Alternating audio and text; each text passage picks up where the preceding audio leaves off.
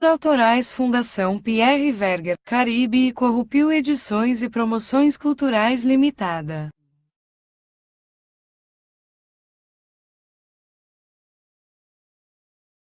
Reprodução proibida. Coordenação editorial: Arlete Soares. Planejamento gráfico: Enéas Guerra Sampaio. Produção editorial: Rina Ângulo Rojas. Tradução e produção gráfica: Cida Nóbrega. Revisão: Vânia King. Dados internacionais de catalogação na publicação CIP. Gerência Técnica da Divisão de Bibliotecas Públicas, Bahia, Brasil. Prefácio. Pierre Verger. A quem se deve a cuidadosa coleta das lendas aqui apresentadas, viveu durante 17 anos, em sucessivas viagens, desde 1948, pelas bandas ocidentais da África, em terras iorubas. Tomou-se Babalaô em Queto, por volta de 1950, e foi por essa época que recebeu do seu mestre Oluwao o nome de Fatumbi, aquele que nasceu de novo pela graça de Ifá. A editora Corrupio, dando continuidade à publicação da obra de Verger, sente-se mais uma vez gratificada ao editar este conjunto de lendas, todas elas recolhidas e pacientemente anotadas por Fatumbi, a partir das narrativas dos adivinhos babalaos. Vale lembrar, entretanto, que as lendas aqui apresentadas não constituem senão uma pequena parcela do imenso universo de histórias que um adivinho é obrigado a memorizar no decorrer do seu aprendizado. Histórias que constituem, todas elas, testemunhos diretos e espontâneos da cultura ioruba, cuja influência na nossa cultura faz-se sentir de maneira tão acentuada. O desenho de Caribé, vigoroso e expressivo, aliado à sua intimidade com as coisas do candomblé e da Bahia, traduz com carinho, sensibilidade e cuidadosa informação etnográfica, o espírito da magia dos orixás. Algumas das lendas aqui reunidas já são conhecidas nos candomblés da Bahia, pelo Jogo dos 16 Búzios. É o caso, por exemplo, da história de Oxum, onde ela aparece exigindo a oferenda de Nica. Outras, entretanto, são desconhecidas e entre elas podemos incluir as lendas de Oxóssi e de Oxaguian, em que se propõe, inclusive, a etimologia dos nomes desses orixás. A história de Ogum explica ao leitor as razões pelas quais o deus do ferro é conhecido pelos nomes de Ogum Meja, Ogum Alacoro e Ogum Onire. As origens históricas prováveis de Xangô, de Iemanjá e de Obaluaê são indicadas nas 3 lendas referentes a esses orixás. Orunmilá, que preside a adivinhação, não é propriamente um orixá, mas o autor o inclui no conjunto das lendas porque ele aparece ao lado dos orixás e participa de suas aventuras. Uma destas lendas mostra sua rivalidade com o Saim, o senhor das virtudes das folhas e plantas medicinais e litúrgicas, refletindo a disputa pela primazia entre adivinhos e curandeiros. A supremacia atribuída aos adivinhos não surpreenderá o leitor se este se aperceber de que, tendo eles a missão de memorizar e transmitir as lendas conhecidas dos iorubas, podem, assim, glorificar facilmente seu papel na sociedade. A briga entre Oxalá e Exu é narrada com bom humor, num estilo que lembra o de Amos Turtola em livros repletos de fantasia, como O Bêbado da Selva, onde as aventuras são inspiradas nas mesmas fontes tradicionais que as lendas publicadas a seguir. A publicação dessas histórias tradicionais apresenta, ainda, o mérito de esclarecer certos equívocos difundidos há mais de um século, por autores comprometidos com suas próprias ideologias e seus preconceitos, e que jamais foram questionados desde então. Uma palavra final sobre a excelente tradução do original francês, em frases feitas por Maria Aparecida da Nóbrega. Arlete Soares ao Babalorixá Balbino Daniel de Paula do Terreiro Axé Opoagunjo, Obaraim, na Bahia, Jebobagum Lialade, na África, com a amizade de Otum Mangba, Oju Obaef Atumbi Pierre Verger.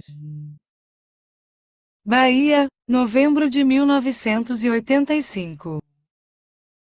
Um babalaô me contou. Antigamente, os orixás eram homens. Homens que se tomaram orixás por causa de seus poderes. Homens que se tomaram orixás por causa de sua sabedoria. Eles eram respeitados por causa da sua força, eles eram venerados por causa de suas virtudes. Nós adoramos sua memória e os altos feitos que realizaram. Foi assim que estes homens tomaram-se orixás. Os homens eram numerosos sobre a terra. Antigamente, como hoje, muitos deles não eram valentes nem sábios. A memória destes não se perpetuou. Eles foram completamente esquecidos, não se tomaram orixás. Em cada vila, um culto se estabeleceu sobre a lembrança de um ancestral de prestígio e lendas foram transmitidas de geração em geração, para render-lhes homenagem. Exu Laroye. Exu é o mais sutil e o mais astuto de todos os orixás. Ele aproveita-se de suas qualidades para provocar mal-entendidos e discussões entre as pessoas ou para preparar-lhes armadilhas. Ele pode fazer coisas extraordinárias como, por exemplo, carregar, numa peneira, o óleo que comprou no mercado, sem que este óleo se derrame desse estranho recipiente. Exu pode ter matado um pássaro ontem, com uma pedra que jogou hoje. Se zanga-se, ele sapateia uma pedra na floresta, e esta pedra põe-se a sangrar. Sua cabeça é pontuda e afiada como a lâmina de uma faca. Ele nada pode transportar sobre ela. Exu pode também ser muito malvado, se as pessoas se esquecem de homenageá-lo. É necessário, pois, fazer sempre oferendas a Exu, antes de qualquer outro orixá. A segunda-feira é o dia da semana que lhe é consagrado. É bom fazer-lhe oferendas neste dia, de farofa, azeite de dendê, cachaça e um galo preto. Certa vez, dois amigos de infância, que jamais discutiam, esqueceram-se, numa segunda-feira, de fazer-lhe as oferendas devidas. Foram para o campo trabalhar, cada um na sua roça. As terras eram vizinhas, separadas apenas por um estreito canteiro. Exu, zangado pela negligência dos dois amigos, decidiu preparar-lhes um golpe à sua maneira. Ele colocou sobre a cabeça um boné pontudo que era branco do lado direito e vermelho do lado esquerdo. Depois, seguiu o canteiro, chegando à altura dos dois trabalhadores amigos e, muito educadamente, cumprimentou-os. Bom trabalho, meus amigos. Estes, gentilmente, responderam-lhe, bom passeio, nobre estrangeiro. Assim que Exu afastou-se, o homem que trabalhava no campo à direita, falou para o seu companheiro, quem pode ser este personagem de boné branco? Seu chapéu era vermelho, respondeu o homem do campo à esquerda. Não, ele era branco, de um branco de alabastro, o mais belo branco que existe. Ele era vermelho, um vermelho escarlate, de fulgor insustentável. Ele era branco, tratas-me de mentiroso. Ele era vermelho, ou pensas que sou cego? Cada um dos amigos tinha razão e estava furioso da desconfiança do outro. Irritados, eles agarraram-se e começaram a bater-se até matarem-se a golpes de enxada. Exu estava vingado.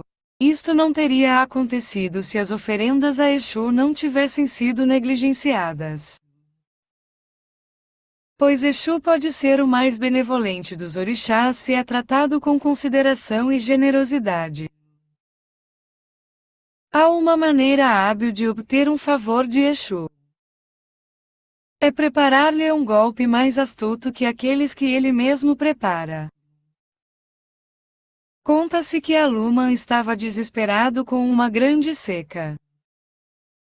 Seus campos estavam áridos, a chuva não caía. As rãs choravam de tanta sede e os rios estavam cobertos de folhas mortas, caídas das árvores. Nenhum orixá invocado escutou suas queixas e gemidos. Aluman decidiu, então, oferecer a Exu grandes pedaços de carne de bode. Exu comeu com apetite desta excelente oferenda. Só que Aluman havia temperado a carne com um molho muito apimentado. Exu teve sede. Uma sede tão grande que toda a água de todas as jarras que ele tinha em casa, e que tinham, em suas casas, os vizinhos, não foi suficiente para matar sua sede. Exu foi à torneira da chuva e abriu-a sem pena. A chuva caiu. Ela caiu de dia, ela caiu de noite. Ela caiu no dia seguinte e no dia de depois, sem parar. Os campos de Aluman tomaram-se verdes. Todos os vizinhos de Aluman cantaram sua glória. Joro, Jara, Joro Aluman, dono dos dendezeiros, cujos cachos são abundantes. Joro, Jara, Joro Aluman, dono dos campos de milho, cujas espigas são pesadas. Joro, Jara, Joro Aluman, dono dos campos de feijão, inhame e mandioca. Joro, Jara, Joro Aluman. E as ranzinhas gargarejavam e coachavam, e o rio corria velozmente para não transbordar. Aluman, reconhecido, ofereceu a Exu carne de bode com o tempero no ponto certo da pimenta. Havia chovido bastante. Mas, seria desastroso, pois, em todas as coisas, o demais é inimigo do bom. Ogum Iê. Ogum era o mais velho e o mais combativo dos filhos de Odúdua, o conquistador e rei de Ifé. Por isto, tomou-se o regente do reino quando Odúdua, momentaneamente, perdeu a visão. Ogum era guerreiro sanguinário e temível.